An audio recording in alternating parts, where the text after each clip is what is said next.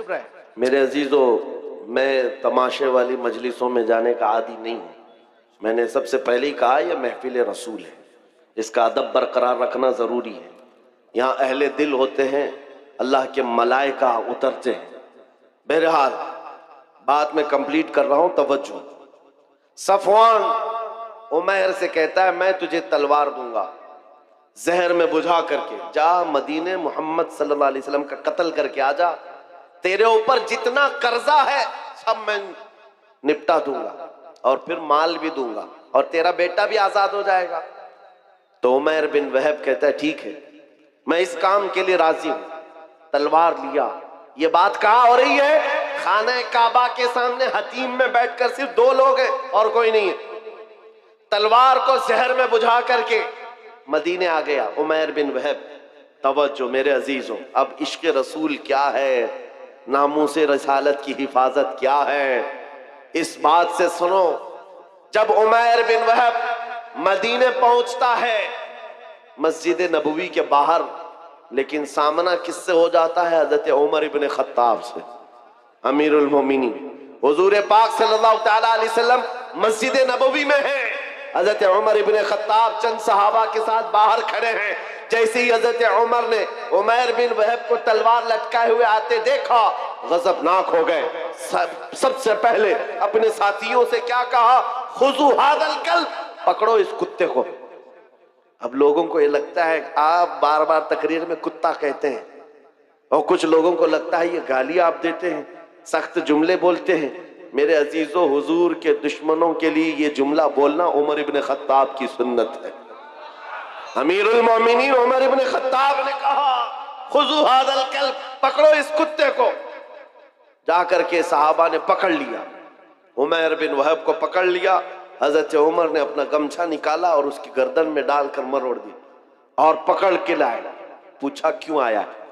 क्योंकि बद्र में सामने लड़ने के लिए आया था और बेटा भी कैदी है।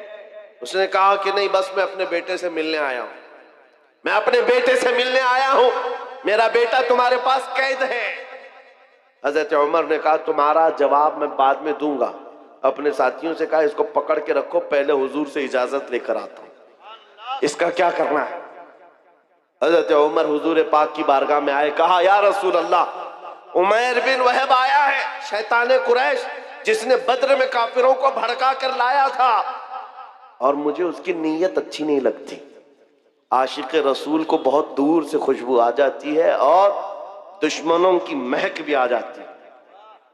ये जो बदबू लेकर के आया हो कोई, आशिक रसूल समझ गया। उमर इब्न खत्ताब कहते हैं मुझे उसकी नीयत अच्छी नहीं लगती। हुजूर ने फरमाया उमर उसको अंदर तो आने दो, बाहर खड़ा करके रखे, अंदर तो आने दो। हजरत उमर ने गर्दन में इसी तरह गमछा डाल के खींचते हुए अंदर लाए। हुजूर ने फरमाया छोड़ दो, छोड़ दिया। वो तलवार भी हाथ में है। हुजूर ने पूछा उमैर बिन वहब कैसे आना हुआ? झूठ बोला, कहा मेरा बेटा कैदी है, आपके पास मिलने के लिए आया हूं। हुजूर ने फरमाया बेटे से मिलने आए हो तो तलवार लेके क्यों आए? बेटे से मिलने के लिए तलवार क्यों? तो दिखाने के लिए तलवार फेंक दिया। कहा इस तलवार से क्या होना है? तलवारें हमारे पास बदर में भी थी, लेकिन फतह आप ही की तो थी। बड़ी बड़ी बातें कर रहा था। हुजूर पाक ने फरमाया उमैर बिन वहब बताओ तो सही क्यों आना हुआ? कहा कह तो रहा हूं बस बेटे से मिलने आया हूं। हुजूर ने जलाल में कहा उमैर वो बात बताओ जो हतीम काबा में बैठकर सफवान के साथ करके आए हो। मक्का में बैठ करके जो तुम बात करके आए वो बात बताओ। मेरे अजीजों, बचा क्या था? बचा क्या था? उमैर बिन वहब का पूरा जिस्म कांपने लगा। कहा अब इसके आगे क्या बताऊं, बस गवाही देता हूं आप अल्लाह के सच्चे रसूल हैं। नारे तकबीर।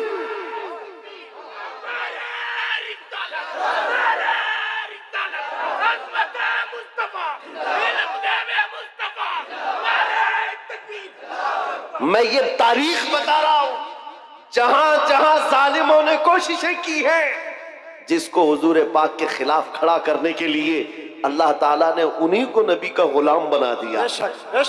इसी को इकबाल ने कहा था हरम को मिल गए पासबान सनम खाने से।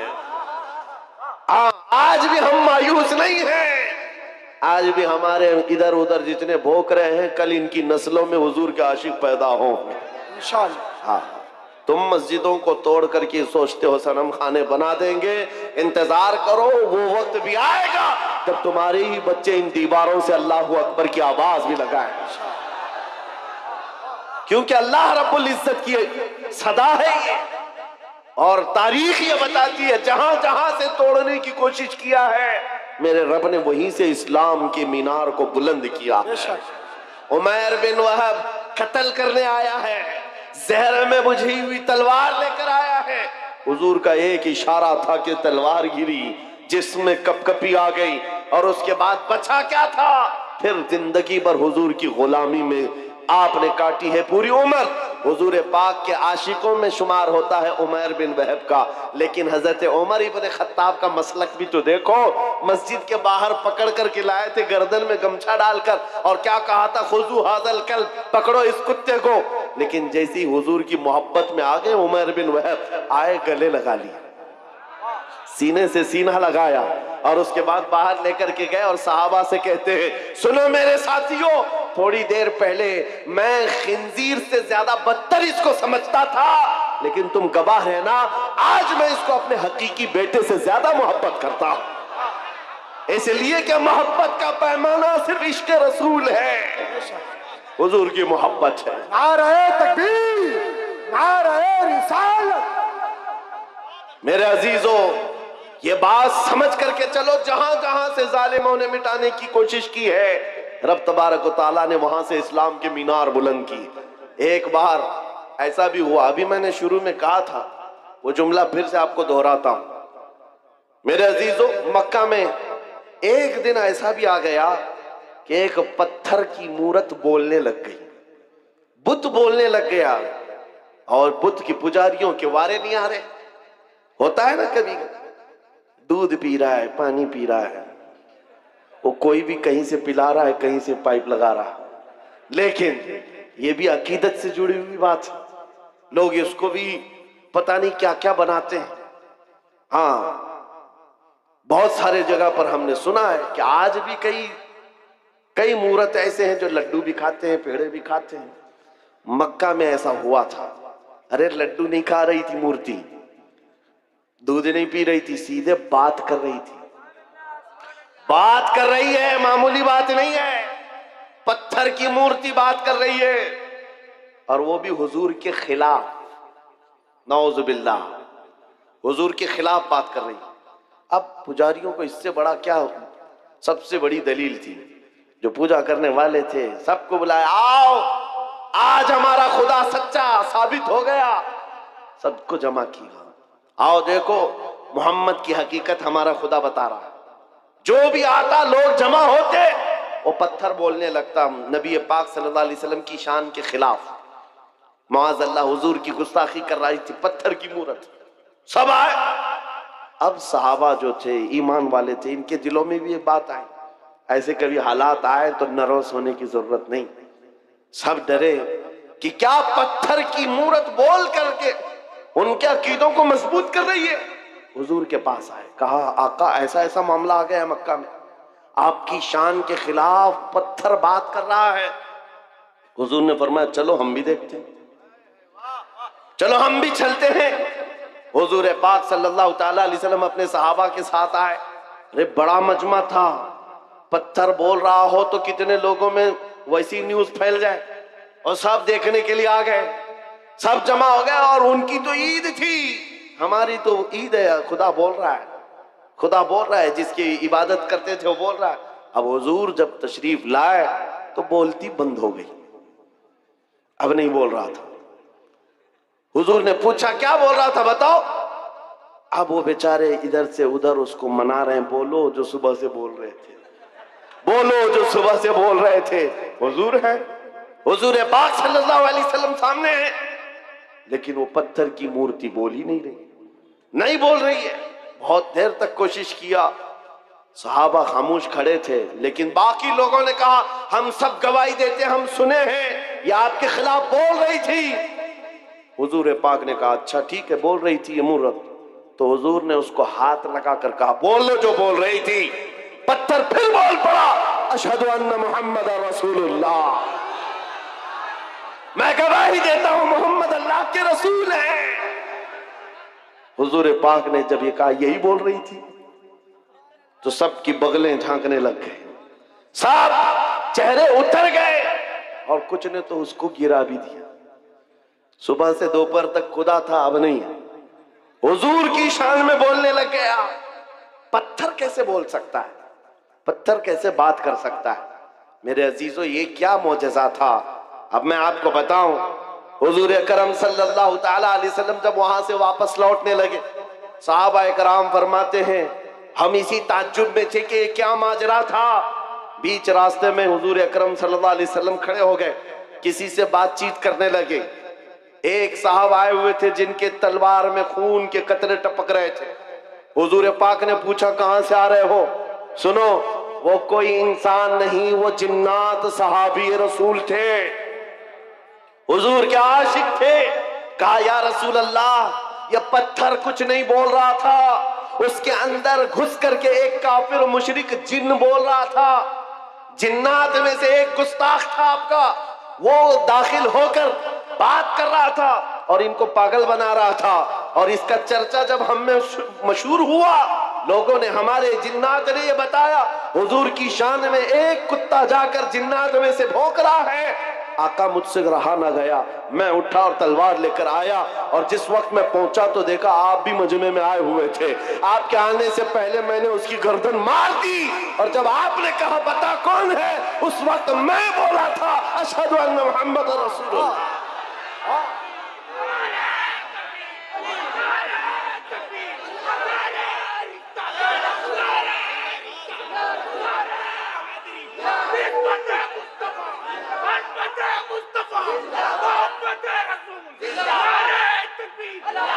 इस्लाम की फितरत में कुदरत ने वो लचक दी है, जितना ही दबाओगे उतना ही वो उभरेगा। कोशिश जहां जहां करके देखा है इन्होंने, हर जगह पर अल्लाह करीम मीनारे नूर को और बुलंद फरमाता है। बगदाद में भी ऐसे ही हुआ था, ततारियों ने हमला किया था। ततारी एक जमात है, पूरे मुसलमानों को काट कर रख दिया था और खोपड़ियों से मीनार बनाया था। दरियाए दजला के पानी को मुसलमानों के खून से लाल कर दिया था।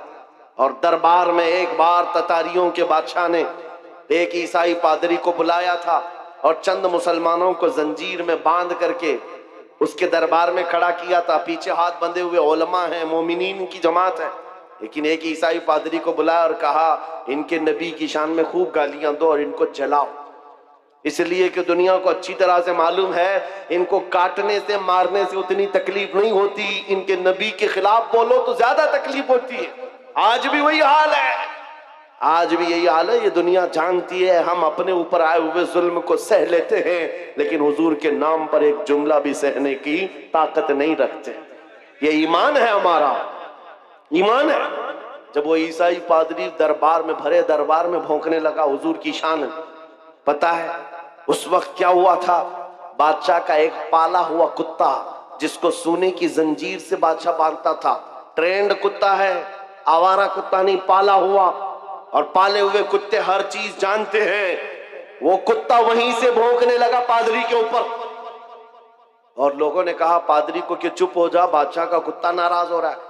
पादरी ने कहा मेरे कलाम में, मेरे बयान में उससे इसका क्या ताल्लुक है? कुत्ता क्या समझ रहा है, कुत्ता क्या समझेगा? फिर वो हुजूर की शान में पादरी बोलने लगा, कुत्ता फिर भौंकने लगा, फिर भौंकने लगा। ये बादशाह का कुत्ता है, खामखा नहीं भौंकता।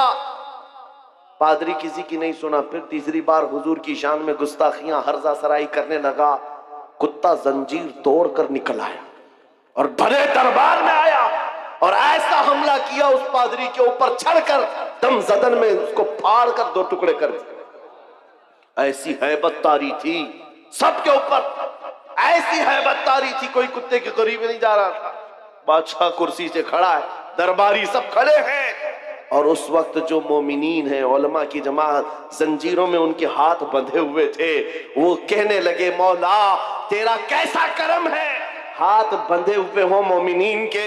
उस वक्त ये ख्याल आता है अब नबी की इज्जत को कौन बचाएगा? जब रब चाहता है कुत्तों से भी अपने नबी की इज्जत की हिफाजत करता है। और ये आम कुत्ता नहीं, इमाम इब्ने हजर अस्कलानी लिखते हैं कि इस कुत्ते की इस हरकत की वजह से सिर्फ डर नहीं बैठा था, उस दरबार में मौजूद 10,000 ततारियों ने इस्लाम कबूल कर लिया। कहां से मिटाओगे, कहां से निकालोगे? इस्लाम की फितरत में कुदरत ने वो लचक दी है, जितना ही दबाओगे उतना ही वो उभरेगा।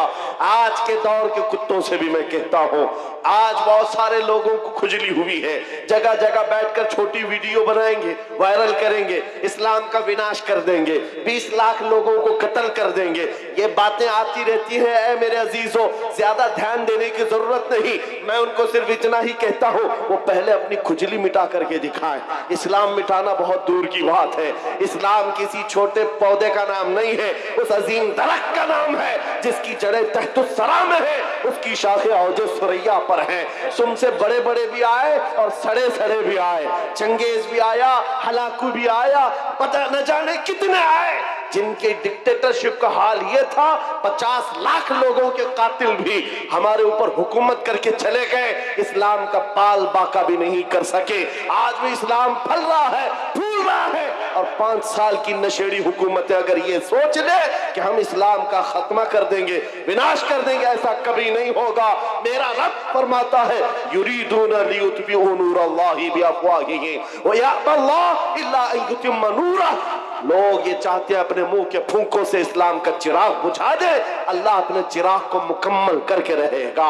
मैं ये कहता हूं, जमीन ऊपर जा सकती है, आसमान नीचे आ सकता है, मगर मेरे रब का फरमान झूठा नहीं हो सकता।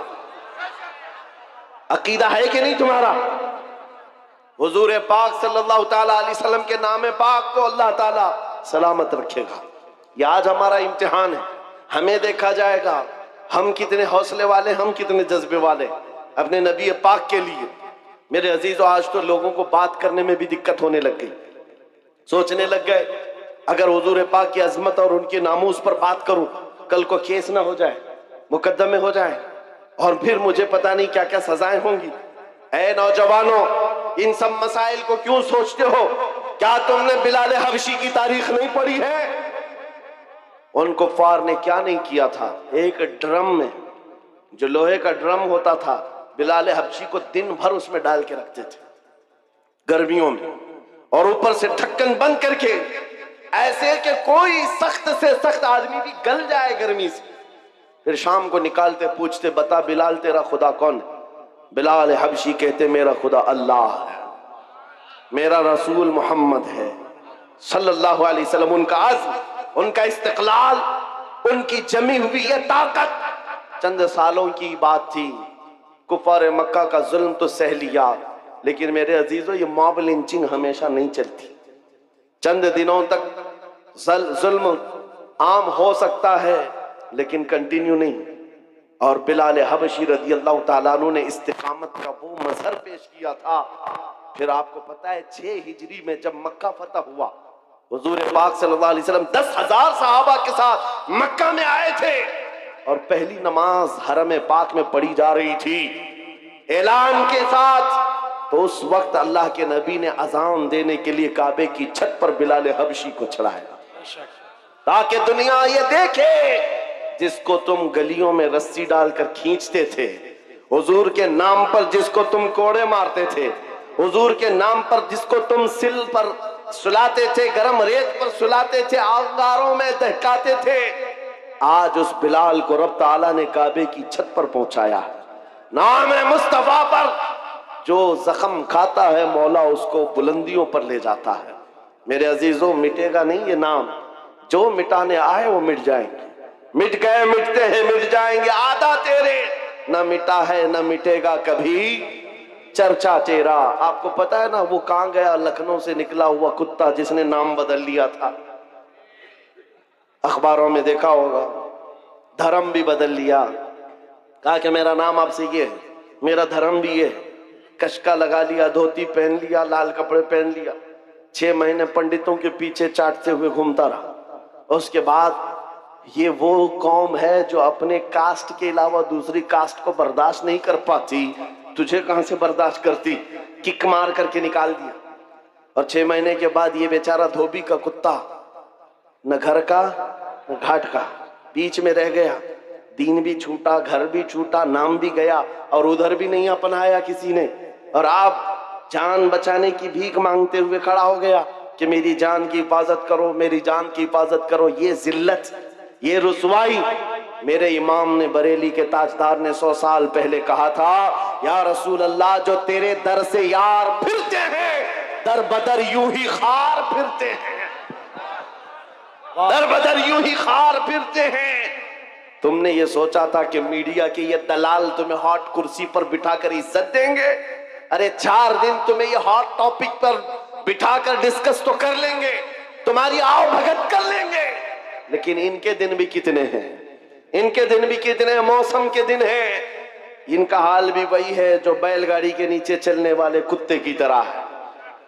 हाँ, वो कुत्ता क्या सोचता है, पूरी गाड़ी मैं चला रहा हूं। ये सारी चीजों का हाल यही है। हुकूमत है तो इनको लगता है सब कुछ अपना है। अरे गाड़ी निकल जाएगी तब पता चलेगा कुत्ता अकेला है। ये बात याद रखो, उनकी इज्जत बटोरने के लिए, उनकी जी हुजूरी के लिए तुमने धर्म बदल लिया, दीन बदल लिया, नाम बदल लिया, इज्जत वहां ढूंढते रहे। अरे नादान, एक बार मेरे मुस्तफा का नाम लिया होता, एक बार हुजूर पाक को मोहब्बत से पुकारा होता, अल्लाह करीम पूरी कायनात के दिलों में तेरी मोहब्बत डाल देता। आज मैं एक दूर दराज का रहने वाला, लेकिन तुम्हारे यहां आता हूं तो ऐसा नहीं लगता कि अजनबी है। कोई अजनबीपन नहीं है। पहली मर्तबा अगर से सिल्लीगुड़ी में खड़ा होकर तुमसे बात कर रहा हूं, लेकिन ये हंसे हंसे मुस्कुराते चेहरे ये बता रहे हैं सदियों पुरानी हमारी मुलाकात है, हमारी पुरानी मुलाकात है। ये मोहब्बत तुम्हारे दिल में किसने डाली है? कौन है जो तुम्हें अजमत मेरे लिए रखा हुआ है? तुम आंखें उठाकर मुझे मोहब्बत से देखते हो, हकीकत है या नहीं? आने के लिए मोहब्बत के साथ लोग खड़े हैं मुसाफे में मोहब्बत के लिए। इसलिए नहीं है कि जुब्बा टोपी की इज्जत है, इसलिए नहीं है हुकूमत वक्त का कोई नुमाइंदा आया है, नहीं, बस बात सिर्फ इतनी है, जब तक बिके न थे तो कोई पूछता न था। या रसूल अल्लाह, तुमने खरीद कर हमें अनमोल कर दिया। या रसूल अल्लाह जिंदाबाद। आला हजरत, आला हजरत, ताजुश शरिया, ताजुश शरिया, ताजुश शरिया, ताजुश शरिया, ताजुश शरिया। अज़ीज़ान गिरामी, आप तवज्जो से ये बात समझ के चलो। देखा है, उनकी बात करो, हर दिल पे राज करो।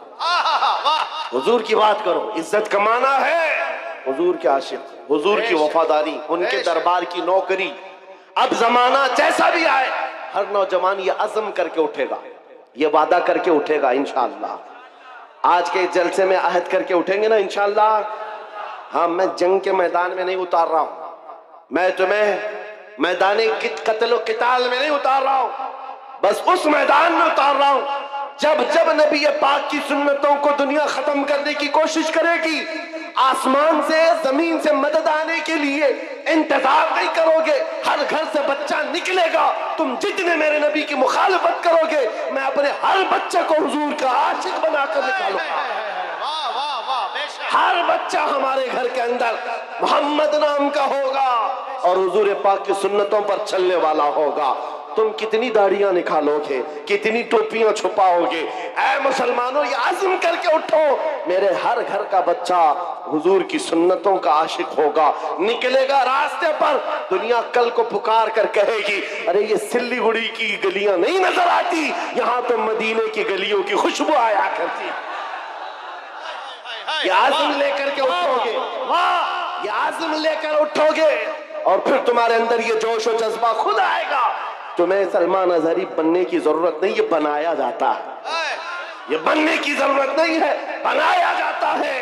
हुजूर पाक सल्लल्लाहु तआला अलैहि वसल्लम के दरबार की नौकरी जिसने ले ली, उसके दिल से दुनिया का खौफ निकलता है, वो दुनिया को नहीं देखता।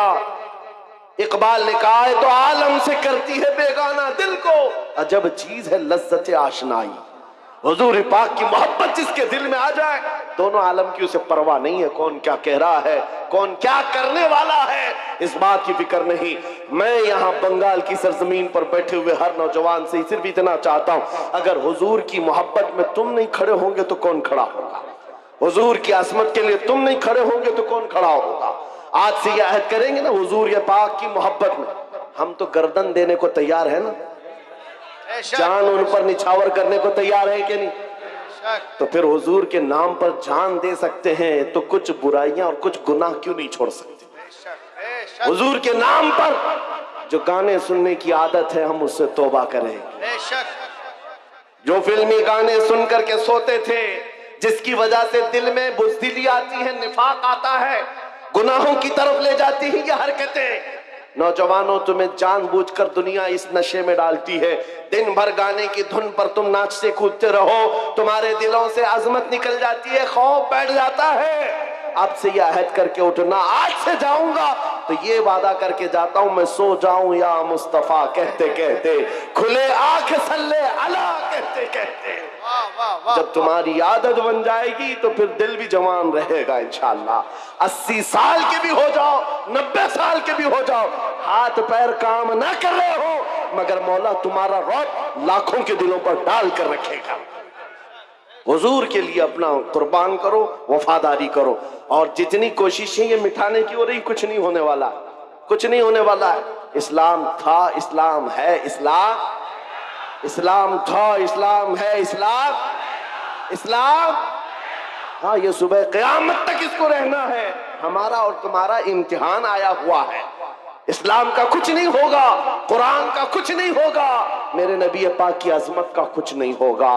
उनकी तारीफ बोलने वाले तारों से भी ज्यादा है, हुजूर की तारीफ करने वाले सितारों से ज्यादा हैं, और गुस्ताखी करने वाले उंगलियों पे गिने जा सकते हैं।